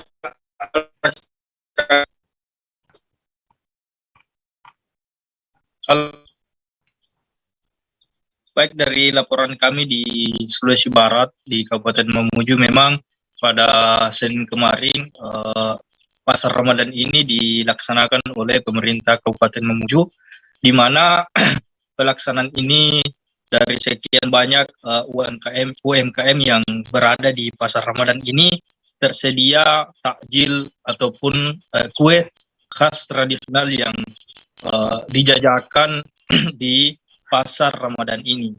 Dan juga Pasar Ramadan ini terdapat minyak goreng dan bahan pokok lainnya seperti ayam, kemudian minyak goreng, kemudian beberapa jenis takjil-takjil yang kemudian dijajakan oleh para pelaku UMKM di Kabupaten Mamuju ini. Dan dapat juga kami sampaikan bahwa Pasar Ramadan ini akan berlangsung selama 20 hari ke depan, di mana dari harga-harga yang takjil ini begitu murah, sangat murah. Seharga ada kue yang 1000-an, kemudian ada juga minyak goreng harga murah, di mana per liternya 21.000. Demikian dia. Ya, baik, terima kasih Rahman atas laporan Anda. Selamat bertugas kembali. Rumah adat Minahasa memiliki model rumah panggung. Rumah berbahan kayu itu ditopang dengan penyanggah tiang balok di bawahnya. Rumah panggung ini dibuat dengan sistem bongkar pasang atau knockdown. Biasanya rumah akan dibongkar pasang kembali jika hendak dipindahkan ke lokasi lain. Untuk informasi selengkapnya akan disampaikan langsung oleh rekan jurnalis Tribun Manado, Rio Nur, yang kini sudah terhubung bersama kami. Silakan, Rio.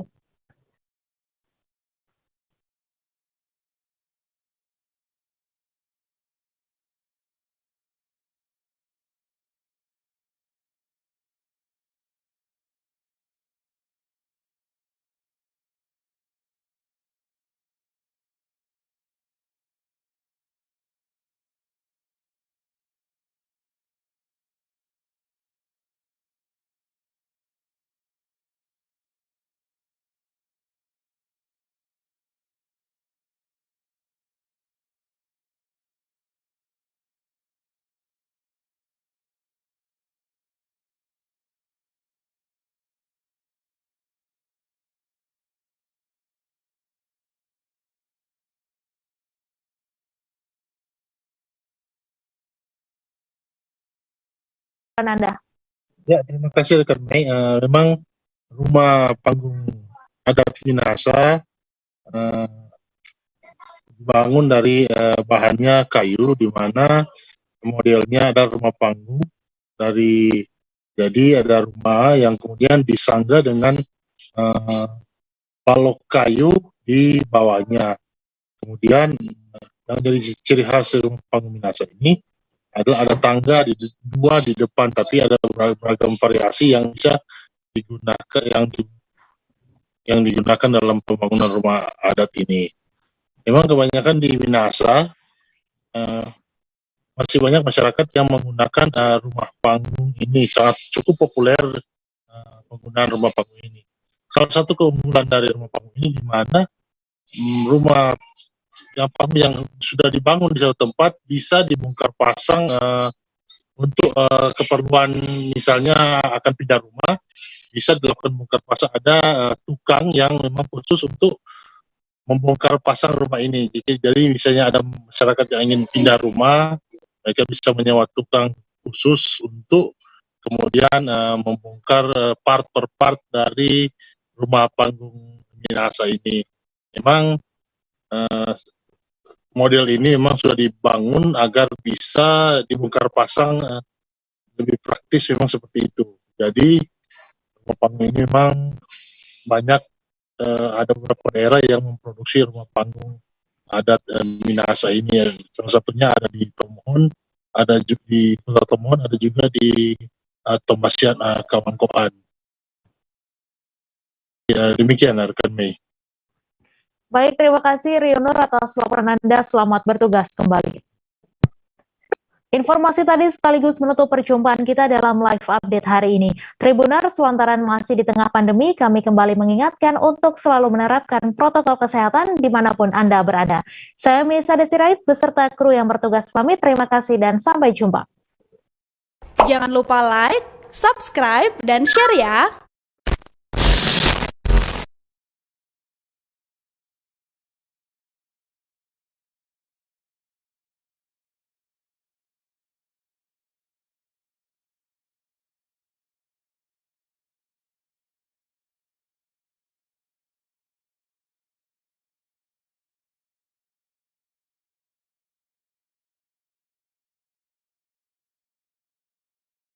Polri berhasil meringkus manajer aplikasi Binomo, Brian Edgar Nababan, yang menjadi tersangka baru dalam kasus dugaan penipuan berkedok trading binary option. Brian Edgar Nababan ditangkap di sebuah villa di kawasan Seminyak, Bali pada 31 Maret 2022 lalu. Karopenmas Divisi Humas Polri, Brigjen Ahmad Ramadan mengungkap, Brian diduga berperan sebagai pihak yang mengalirkan dana dari aplikasi Binomo kepada Indra Kents, afiliator Binomo yang telah lebih dulu ditetapkan sebagai tersangka dalam penipuan berkedok trading. Manajer Binomo Brian Edgar Nababan diduga menyetor 80% dari setiap kekalahan member bermain trading di Binomo kepada Indra Kents. Namun Polri masih belum merinci mengenai total aliran dana yang pernah diberikan Brian kepada Indra Kents, dan kasus ini pun masih dalam tahapan pendalaman lebih lanjut. Sebelumnya, Direktur Tindak Pidana Ekonomi Khusus Bareskrim Polri, Brigjen Pol Wisnu Hermawan mengungkapkan, Brian pernah mengirimkan uang ratusan juta rupiah kepada Indra Kents. Hal itu dilakukan setelah setahun Brian menempati posisi sebagai manajer development untuk Binomo, atau tepatnya pada Februari 2021 lalu. Brian mulanya bekerja di perusahaan yang merupakan kolega atau rekanan yang memiliki kerjasama khusus dengan Binomo. Brian diterima sebagai customer support yang bertugas menerima komplain dari pemain Binomo di Indonesia. Kemudian Brian Edgar naik jabatan dan menempati posisi sebagai manajer development Binomo. Adapun tugas atau tanggung jawab Brian dalam posisi tersebut yakni menawarkan kepada influencer di Indonesia untuk menjadi afiliator Binomo. Atas hal tersebut, pihak kepolisian menetapkan Brian sebagai tersangka karena diyakini memiliki keterkaitan dengan Indra Kents dalam kasus Binomo. Polisi telah melakukan penahanan terhadap Brian Edgar yang ditahan untuk 20 hari ke depan terhitung sejak 1 April 2022 guna proses pendalaman penyidikan.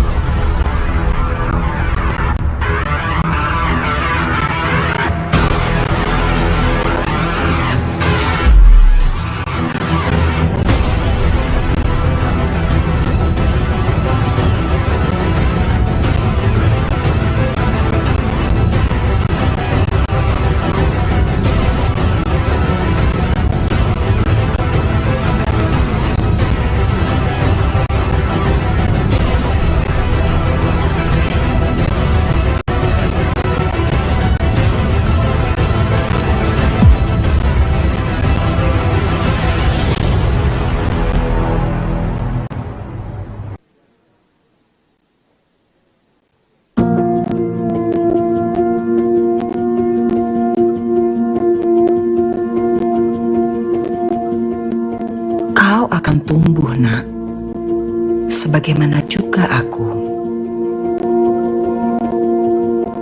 Matahari akan memberimu energi hidup.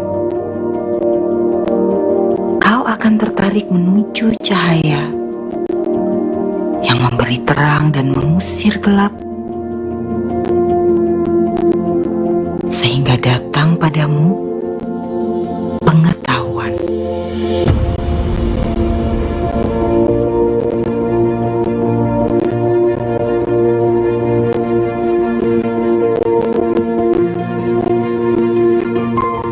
Kau akan belajar menjadi ruang bagi banyak jiwa, agar datang padamu pemahaman bahwa berbagi selalu mendatangkan keriangan.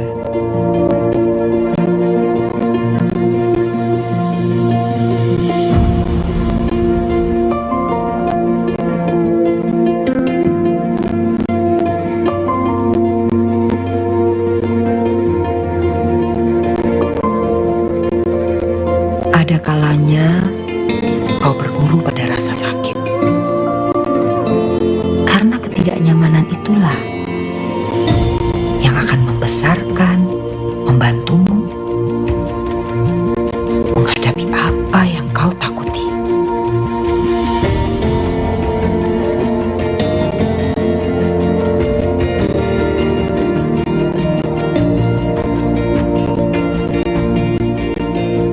Kau mulai memberi manfaat dengan apa yang kau punya, mencari cara untuk memperbaiki segala yang terlanjur, dan berani mendorong segala yang masih tertahan. Maka kau menemukan makna yang akan membuatmu terpancang kukuh.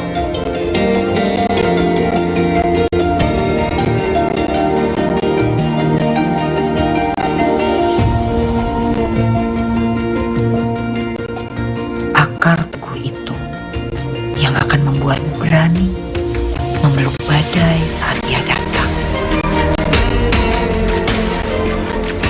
Maka aku bisa tegak dengan tenang, mengetahui masa depan tanah ini ada padamu.